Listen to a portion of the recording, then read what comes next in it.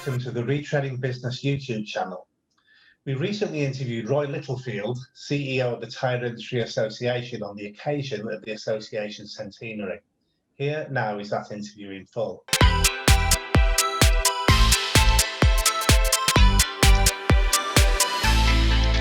On this issue of the Retreadcast, we're going over to the US to talk to Roy Littlefield, who is Chief Executive Officer of the Tyre Industry Association.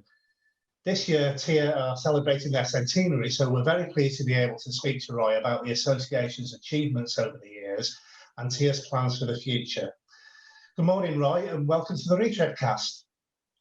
Thank you very much. Great to be with you. It's good to see you again. Absolutely. So we're going to talk to you today in celebration and recognition of the 100th anniversary of the Tyre Industry Association, which is an amazing achievement. For the benefit of our readers and viewers around the world, many of whom may not be fully aware of what TIA is and does, perhaps you could start by giving us a brief background into the history of the association and an insight into how its development into the modern association that it is today. Great. Well, 100 years ago, the country was going through a lot of changes, both politically and we came off the Industrial Revolution, and we had new industries like the automotive industry. And that brought in issues such as tires and whether there should be controls, regulations, relationships with the tire manufacturers, with the government officials. And so 100 years ago, 500 dealers got together in Chicago and started talking about it. At that time, Teddy Roosevelt was very popular in American politics, and he was pushing for associations, so that small businesses would have an equal say in industry decisions. So he was encouraging that. And so you had initially some city and state associations starting up before a national association. And then 500 dealers showed up in Chicago in 1920 and said, let's try to do something on a national level. And it's interesting because when you go back in time, it wasn't a tire dealer like we picture them today, a tire dealer or a retreader. Back then, they were coming from blacksmiths, general stores, livery stations, carriage shops, and dozens of other less likely occupations. And they were all just selling tires. So the industry was much different back then. And these dealers came together and talked about forming a national group that could speak to both consumers and to tire manufacturers and to decision makers, whether it be on the city, state, or national level. So it's a fascinating background. And they came together. They didn't have a whole lot of money. They didn't have a whole lot of experience. They didn't have anything to build on as far as what would work and what wouldn't work, because it was all just new territory. And when you go back in American history, a lot of associations started back around 100 years ago. Not and many have lasted the whole 100 years, and many have changed in different ways. And we've certainly changed a lot over the years. We've gone through periods where there was membership problems, financial problems, convention problems. Then we had the American Retreaders Association, a splinter group, with people who used to work for the National Tire Dealers and Retreaders Association. So then you had competing associations with competing trade shows and all those challenges. And then at the turn of the century, the two groups came together and formed TIA. And when they came together, part of it was because there were just a lot of financial problems with both groups. And so it's been a big effort over the last 20 years to build up the training, to build up the finances, to build up relations, to improve our communications to our members and the challenges that we have with that. So we've come a long way. And I would say that right now, after 100 years, we're probably in the best shape financially and membership-wise we've been. So it's an amazing history. It's a fun history to review. One group had presidents every year. The other group had presidents that didn't have term limits. So over the 100 years, I think we've had 14 executive directors, or whatever title you want to give it. And one group had annual presidents, and the other group had presidents that were on sometimes 4 or 5 years. That sounds like an excellent story, and it's certainly something we'd be looking to cover in some detail in the magazine. So tell me, what would you consider to be the biggest achievements of the association over the years? Well, I think, you know, we say in our mission statements that our two primary efforts are training and government affairs. In the training department, we really made it much more professional over the last 25 years. We have programs, as you know, from everything from, you know, industrial tires to passenger tires to truck tires. We have trained in the last 2 decades over 200,000 technicians. I think that's been very important for the safety of the industry, and also to keep insurance costs down. And, you know, those are programs that we have. And I would think that the other area that we're strong in is government affairs, and what we have done over the years to protect our members and to continue to try to protect them from issues ranging from, well, this week we have a hearing on the situation of salmon on the West Coast, where the argument is that we are tires are producing are made with a chemical that's ending up in the water and killing salmon. And so that gets into the whole issue of, if that's true, and there's only been one study on it, what does that do to asphalt rubber? What does that do to that asphalt rubber that ends up either in the roads or in athletic fields? Are you looking at making used tires a hazardous waste? The tremendous liability on the industry if something like that happens, and the cost of cleaning up these fields. So every little thing that comes up is a big deal, and you need to have that voice. This week, President Biden signed a couple of executive orders that are really supportive of the industry, and one of them is an executive order supporting the right to repair. A lot of our members who maybe 50 years ago were not really in automotive service, now that's a very big part of their business. As the service stations in this country went from service bays to convenience stores, and it became a new profit center for tire dealers who already had the car counts. So that was a very positive thing. And now the president's coming out and talking about that we have to protect the independent repair facilities from efforts by the automobile manufacturers and automobile dealers to almost require dealers, consumers to go back to the automobile dealers to have their cars serviced. So, you know, we've had a couple of very successful efforts on the state level, and now the president signed an executive order, and he's urging the Federal Trade Commission to draft legislation to protect dealers. And we're going to have a meeting tomorrow with the Federal Trade Commission on this very new development. So there's always been a need for dealers to come together and have a voice, and that need continues today. Okay, so what would you say are the main challenges for industry associations like TIA going forward? Well, certainly one of them is technology. In a very fast changing industry, the technology that dealers need in their facilities to function, the technology that the association needs to be able to effectively and to get information out to dealers in a very timely manner. That certainly is something that we struggle with.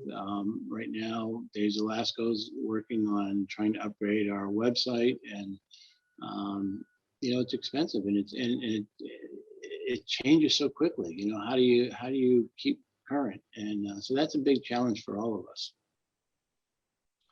Yeah, absolutely. I couldn't agree more on that one. So let's move on to the one topic that I've asked absolutely everybody I've interviewed this year, and that is with regards to the effects of the COVID-19 pandemic. So I wanted to ask you what the in your experience, the effects have been of the pandemic on the US market, and what has the association been able to do on behalf of its members to mitigate those impacts? Well, our experience probably is similar to that in Great Britain and certainly other countries as well. When the pandemic first hit, the first thing we as an association did was move on a state and federal level to have our members defined as members that were crucial to so that our members wouldn't have to shut down, that they would be in a protected class to be able to stay open and deal with consumers. It had a huge impact on the passenger side, much more than the commercial side, because even when things closed down, goods and food and everything had to continue to be delivered to the stores, and so the trucks stayed on the road. So the commercial dealers and the commercial retreaders did better than other segments of our industry. It was very difficult for the passenger tire dealers, the retail dealers, because people just weren't driving. Once they stopped working and they were at home, somebody who was commuting to work all of a sudden wasn't commuting to work. He was working online, if he was working at all. A lot of the associations that we deal with here closed 1.5 years ago and are still working at home. The same with a lot of the government officials in Washington and a lot of the people on Capitol Hill. So people drove less, and the service bay business was really crippled. If you weren't driving and you didn't have money and you didn't know if you were going to have a job, the last thing many consumers did was think about bringing their car in for routine service. And so that was a big impact on retail dealers. As it's progressed, we're now starting to see stores open up around the country. So we're hoping we're back, to pre-pandemic days. We're not there quite yet, but we're working in that direction. We were also very influential in getting the loans, the government loans for our members to be able to utilize, and a lot of that kept a lot of them in business.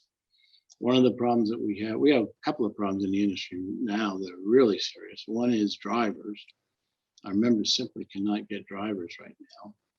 And two, just getting people back to work, because the way it worked on the state and national levels was it became easier to get unemployment. And between the combination of the state and federal levels, in many cases, it was more money than they were making when they were working. So dealers had a hard time getting employees they had before back into their locations. And we've been working, trying to limit the unemployment benefits now so that they're not the combination that they were. But the government tried so hard to help people that it ends up putting our members now in a difficult situation, because people got used to staying home and making more money than they were in many cases working. Okay, so let's go on to talk about the association's future plans. Maybe you can tell me a little bit about what TIA's key plans for the future are in terms of programs and member services. Well, I think that we're taking a very serious look at member services, and one of the ones that we are trying to respond to is the members' need for health insurance. Our members, more than most associations with small business members, really try to give their employees health insurance benefits. And I started with the association back in 1979, and in those days, the health insurance programs really carried a lot of associations financially. And what happened with Obamacare and some of the other developments on the federal level was that a lot of the protections that associations had for their programs was lost, and states came in under reform and limited, how much money an association could make out of them. And it really got to a point where most of the association programs were lost. And when we go to state conventions and there's a roundtable discussion or something about what are your most important issues, health insurance always comes out near the top because it's costing our members so much money. So that is something that we're really trying to address. We have a new program. We're trying to market it now, but that's a serious issue for us. And I think that you always have the issues of people buying other people out, of businesses coming together. And that makes it a very big challenge for our independent, smaller dealers. We have a little over 13,000 members right now, and over half of them have 3 stores or less. And it gets harder and harder to compete against these chains that just get bigger and bigger and bigger. Now, we have both in our association, but we recognize that that's a very serious need for half of our, and that's the core group of dealers that have been around for the 100 years with us. So we certainly want to protect them and do what we can in education and programs, and a lot of them are in buying groups. There's a lot of different ways that they can address that, but that's a major issue for us. And as I said, the technology in a changing society, in a changing industry, that's a high priority for us. Conventions, trade shows, everything.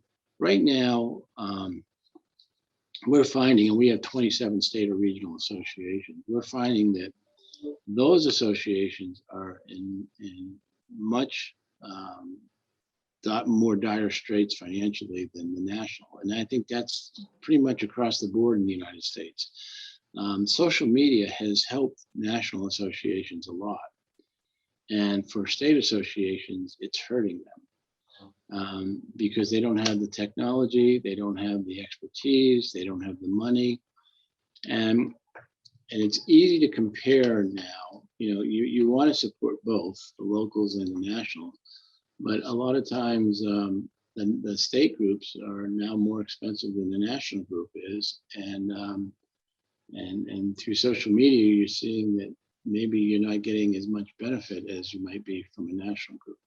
So that's something that we've got to work on, because we're going to lose a lot of these state groups.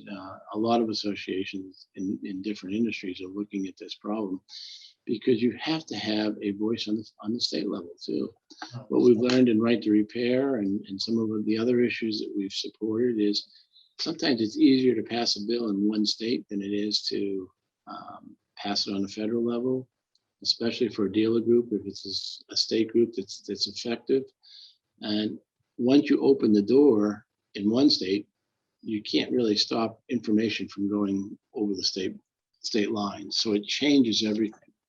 And we've had issues in some states recently on the asphalt rubber in athletic fields, and whether or not that is actually causing cancer or not. And the issue becomes that if one state passes that and it becomes a hazardous waste, I mean, then it's going to sweep around the country, and you're going to have a problem with cleaning up these fields. What are you going to do with all the rubber that's in them now? How are you going to dispose of that? The liability on the tire manufacturers will be overwhelming, because everybody who has cancer is going to say, well, I played a soccer game on that field or something, and that's part of the reason I got sick. So that's those issues on one state. Maybe just 1 or 2 states have it one year, but if it passes in those 1 or 2 states, it's incredibly important. So you've got to have strong representation on the state level as well as the national level. Absolutely. Well, let's move on to talk about the Centenary activities now. You've got a substantial programme of events scheduled for the SEMA Show in November. Perhaps you could talk us through some of the activities and events that you've got planned. We had some really exciting events planned for the 100th anniversary, which kind of have gotten delayed now because of the pandemic and the whole COVID situation. We want to have another lobby day in Washington, D.C. We have a new administration. We'd like to try to get into the White House. We'd like to get into the Small Business Administration. We want to have our day on Capitol Hill, going from office to office. It's not that's not the only time that we're up on Capitol Hill, but it's one time that we bring in people from around the country. So it can make a big difference where we can make a statement for the industry. That keeps getting postponed. And now we're looking at the spring of 2022, because right now, if you had a lobby day in Washington, I don't know who you would meet with. A lot of the congressional offices are still closed. If you go down there, you can't go to an office unless they come down and escort you up. And when you get up there, there might not be very many people there. And unfortunately, Washington looks almost like a war zone. You know, since we had that situation in the Capitol in January, you still have barriers up downtown. It's not attractive right now. We also want to have an environmental summit in conjunction with the lobby day, maybe the day before or the day after. We want to do that at the Environmental Protection Agency, but you can't get into EPA right now. So all of that has to be postponed. And then in the show in Vegas, we want to have an international summit. And this really came out of the BIPOBR meetings that we see you at between Cologne and Bologna, because what we've discovered is a lot of the issues we're looking at in this country are issues that dealers are looking at around the world.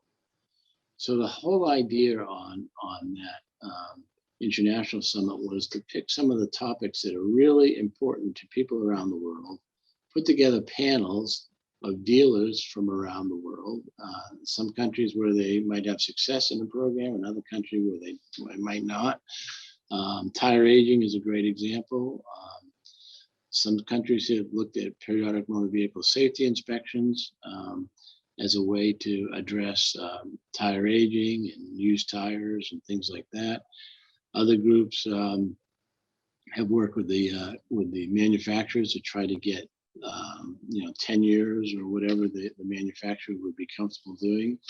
In this country, the old RMA, Rubber Manufacturers Association, now the USTMA, the United States Tire Manufacturers Association, and they have a hard time coming to positions on things like that, because if one of the larger companies objects, then they can't go forward. So they could still have a majority going one way, but they can't get involved if one of the major companies objects. So those kind of issues we want to look at.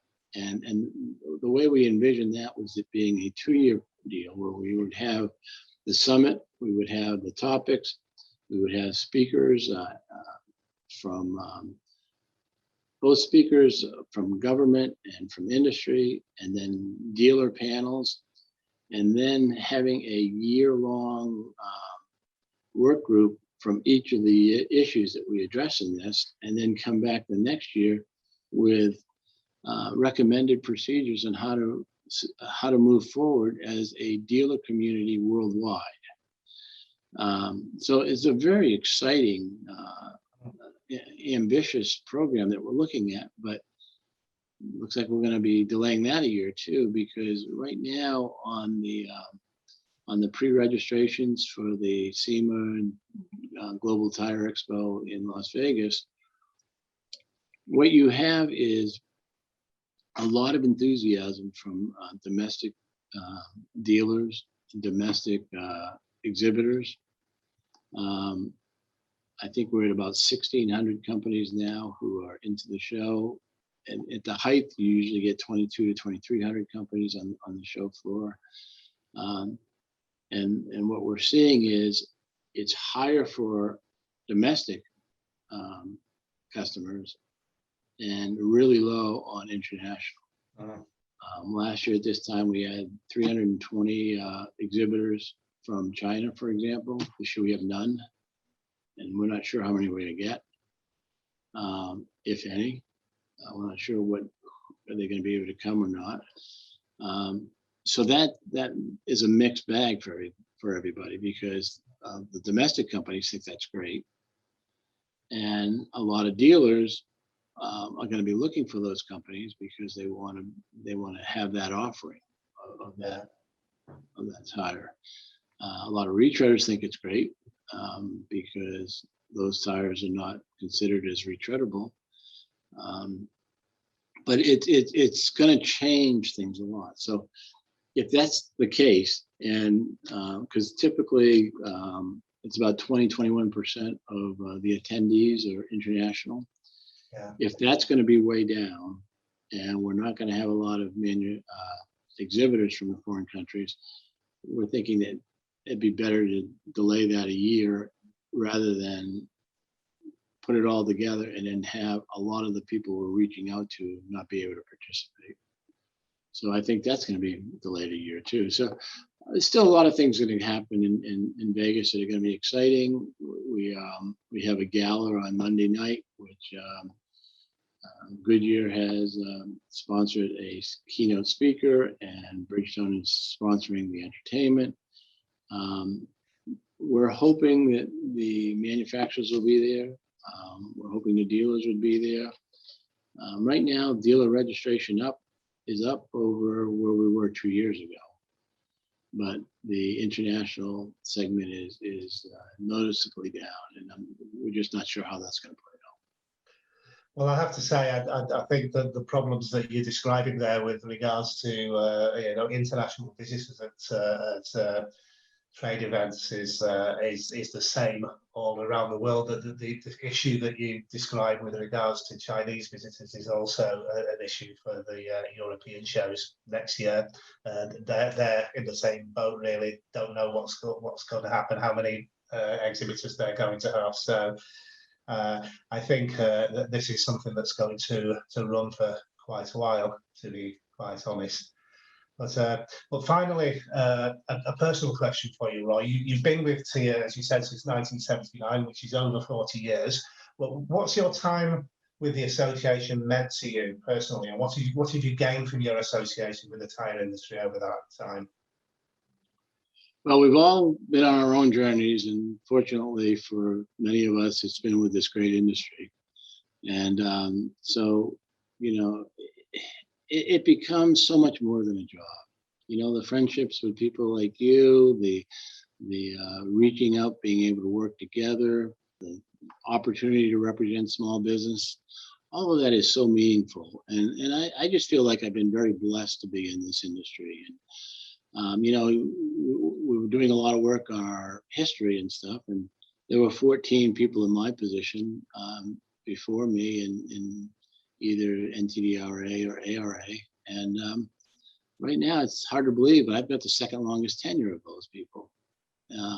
Only Bill Marsh is longer. When we think about guys like Phil Freelander and Ed Wagner, they were like giants to young guys like me at one point, and it seemed like they were there forever. And now I've been there a little bit longer, so it's kind of amazing. But it has just been a great experience. I came to Washington to go to grad school, and I wanted to work on Capitol Hill, and I walked into my senator's office from New Hampshire, where I'm from, and said, "Can I be a volunteer?" And that's how it all started. And then when it came time to move on from grad school and off the Hill, I applied to some ads in the Post, and one of them was at NTDRA, and the person who interviewed me was a guy named Russ McCleary.